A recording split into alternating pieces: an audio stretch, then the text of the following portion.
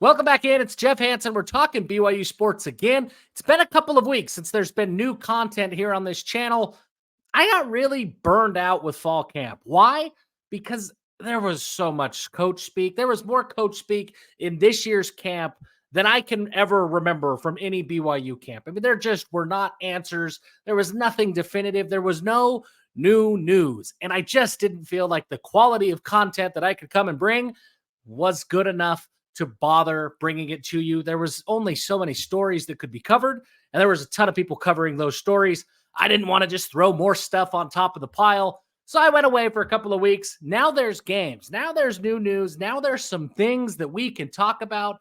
The coaches, because the calendar forced them to, the coaches have been a little bit more transparent about some of the things that are going on. We learned some stuff on Saturday in BYU's win over Southern Illinois. So we're back. We're here. That's where things are at. What I want to do today, okay, BYU just beat Southern Illinois. That's great. 41-13, great showing. Jake Retzlaff looked phenomenal. Great. A lot of good news. Look, let's really just look at it. BYU was a 19.5-point favorite. That line quickly shrunk to 14.5 points. A lot of metrics like SP Plus had that game as a one-possession game. Just because BYU blew out Southern Illinois the way they should have, the way a Big 12 team should blow out an FCS team, doesn't make all of those things that were said in the preseason suddenly false. That's a good FCS team. Southern is going to go on, and they're going to do some things in FCS. That was an experienced offensive line. That was a good defensive line. That's a talented team and a really, really good coach in Nick Hill. Those things are still true. BYU just played really, really well. So here's what I want to talk about today. And I wrote about this over on CougarSportsInsider.com. Thought I'd bring it over here and talk about it as well. I'll link the article to the show notes here, to the comments. So check it out if you want to there. But we're going to talk about it a lot here. How does this win compare to last year's FCS win over Southern Utah? There's a lot of similarities between the two. From the final score, 41-16 against SUU, 41-13 against SIU. Passing yards were actually not near identical. They were identical. So there's a lot of similarities between the two wins. BYU beat Southern Utah a year ago, and there were some clear problems with that team, right? That ultimately became known, became undeniably true as the season went on. How does this compare? All right, so here's what I did. Over at Cougar Sports Insider, I took a bunch of different stats and a bunch of different metrics from a bunch of different places about BYU's performance on Saturday and BYU's performance a year ago. Let's just get into it, and we'll start to figure out what I'm talking about as we go. Okay, and I apologize. Going to look over here. So anyway, offensive passing game. Jake Retzlaff, 20 of 30, 348 yards, 3 touchdowns, no picks, 11.6 yards per attempt, and 13.5. That was 13.5 yards was his average depth of target. Couple of drops, 3 big-time throws, and 0 turnover-worthy plays.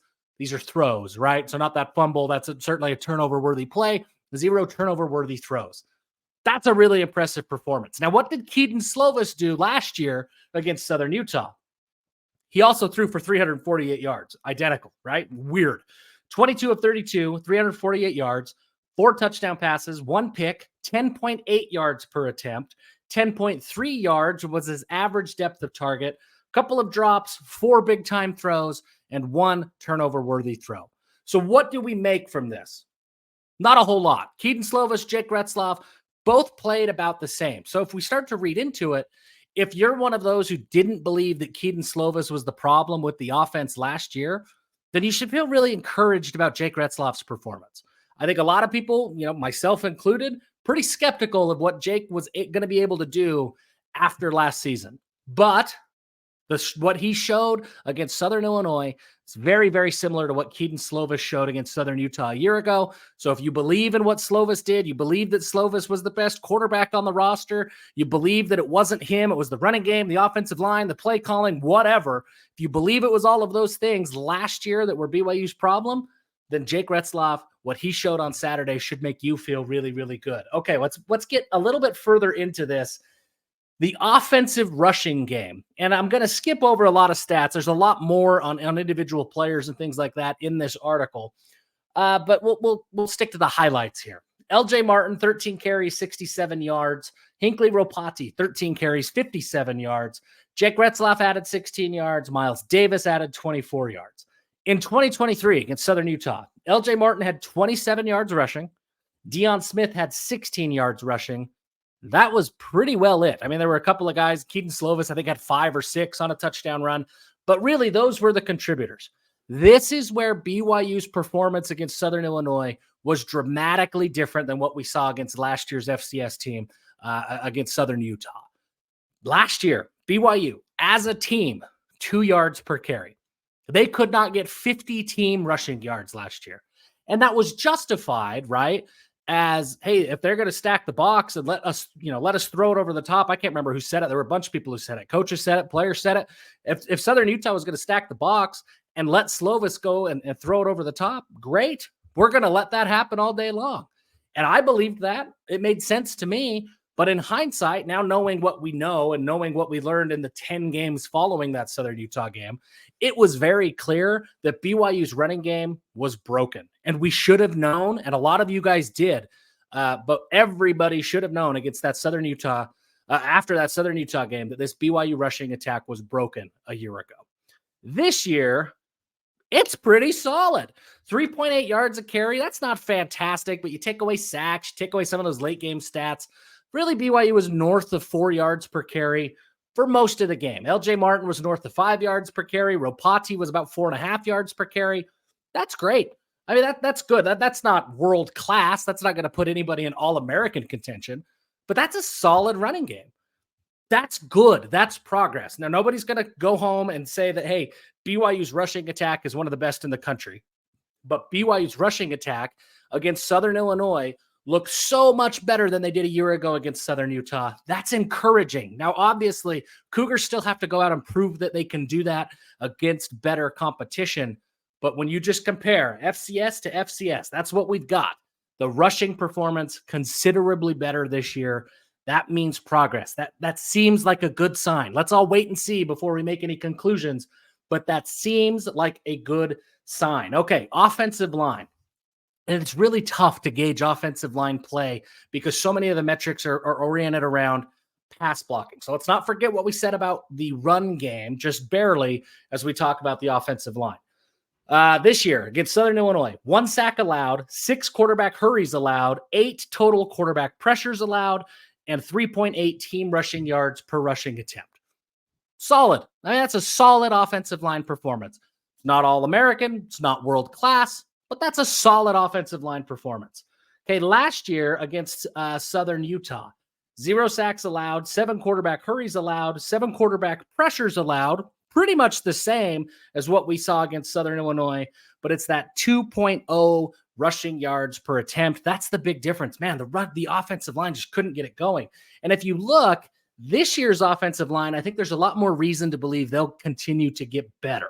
Sonny Mocassini and Austin Leosa, they rotated for most of the game on Saturday against Southern Illinois. BYU still figuring out who's going to play that spot.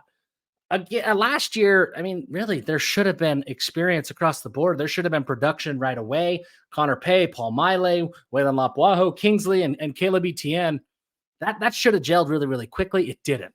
So again, that should be positive. Okay, now defense. Let's flip over to the other side of the ball. Let's look at the defensive passing game. Again, we're comparing this year against Southern Illinois to last year against Southern Utah. Okay, this year, 1 pass breakup, 1 interception, 50% completion percentage allowed on passes where there was primary coverage, meaning somebody didn't just find the soft spot in a zone, right? There was somebody actually engaged in coverage. A 43-yard long reception, 9.0 yards, 9 yards per reception allowed, and 108 total receiving yards.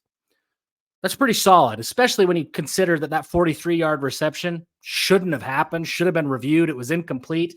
You take that away, man, I mean, this was a really, really strong performance from the secondary. But let's compare last year. Last year's numbers, 1 PBU, 1 interception. That's the same. 59.3 completion percentage allowed. It's pretty close to the same, but then here's where it starts to break down. A 33-yard long reception, but there were a couple plays over 30 yards. 15.3 yards per reception allowed. 15.3 compared to 9. Okay. And then 262 total receiving yards allowed. Look, the secondary played so much better. That was for me one of the biggest concerns that BYU had coming into the season. A lot of talent, especially in that cornerback room, but a lot of youth and a lot of inexperience. They played really, really well. Again, it's an FCS school, so you can't make too many conclusions yet, but this is a good sign. This feels like the secondary, the cornerbacks are prepared and able to hang. Last year against Southern Utah, who really wasn't known as a passing team, 15.3 yards per reception, way too many. 262 yards allowed, way too many. 108 against Southern Illinois, and nearly half of those came on one play that was really well defended and actually should have been ruled incomplete. That's good. The secondary played much, much better. Okay, defensive rushing game. All right, let's get into it. There's kind of a lot here. It's hard to talk about the defensive rushing like the performance because so much of it is team oriented, and I'm looking at individualized stats. But let's take a look at what I can here. There were 10 PFF stops, 0 penalties, 3 missed tackles, and 123 rushing yards allowed against Southern Illinois. Last year, 19 stops, 1 penalty, 1 missed tackle, 84 rushing yards allowed. You got to get into the weeds a little bit here. Obviously, 123 total rushing yards against Southern Illinois. That's more than the 84 that they allowed against Southern Utah a year ago. That feels like a bad sign, right? I mean, I think we can look at that, see that numbers, one's higher, one's lower. Feels like a bad sign. BYU's rush defense wasn't fantastic a year ago. Context matters. BYU gave up two rushing yards to everybody not named DJ Williams. Now they've got to stop a mobile quarterback because they're going to see one against SMU on Friday night. But BYU kept everybody not named DJ Williams to a total of 2 rushing yards against Southern Illinois. That's a really strong defensive performance. They gave up 121 rushing yards to the quarterback. That's too much. That's a problem. That was a failure. They've got to figure that out. Again, the context matters. Jay Hill, obviously he had the heart attack. He had his health stuff. He was there in the building, but he wasn't calling the plays. He designed the game plan, but he wasn't there to call it. Kalani Sitake had to come in and cram at the last second, come up with his game plan, what he thought would work. And he hadn't prepared up to that point as the defensive coordinator. He prepared as the head coach. So the context kind of matters there too. I was impressed with the defensive performance. I thought that the defense controlled the line of scrimmage and controlled the rushing game. But yeah, big, huge, giant asterisk there. We got to figure out. BYU's got to figure out how to stop that quarterback run game, or that could be a problem going forward. And let's just get into the pass rush and the havoc in the backfield. Southern Illinois, 14 pressures, 2 sacks, 6 quarterback hits, 6 hurries, and only allowed 50% completion in the secondary. That's great. In 2023 against Southern Utah, 12 pressures, no sacks, 7 hits, 5 hurries. They did pick up a penalty, and they allowed 52% completion percentage in the secondary. When it comes to havoc and all the things that are havoc, right? Sacks, pressures, hits, interceptions, pass breakups, all these things are havoc. BYU performed a lot of havoc. They did good. It wasn't otherworldly. I mean, it wasn't, nobody's on the All-American list right now. Not anything like that. It wasn't an elite performance, but they played really, really well. The defense did a good job of controlling the line of scrimmage, getting into the backfield, maintaining their gap integrity, controlling the run game, with the exception of that quarterback. They did pretty darn good. I was glad to see a couple of sacks. BYU had a lot of pressures, particularly Tyler Batty had a lot of pressures last year that they could not convert into sacks. That happened a couple of times this year. You hope to see more of those going forward, but it was encouraging to see 2 sacks. Remember, BYU only had 11 sacks, 12 sacks, depending on if you count one of them or not. They only had 11 sacks last year. 11. 2 in one game. Look, nobody's going to say that this is the 85 Bears all of a sudden, but that's really good production given where BYU was. That's strong, right? They didn't have any sacks against Southern Utah a year ago. They had 2 now. That's good. That's progress. All in all, what does this mean?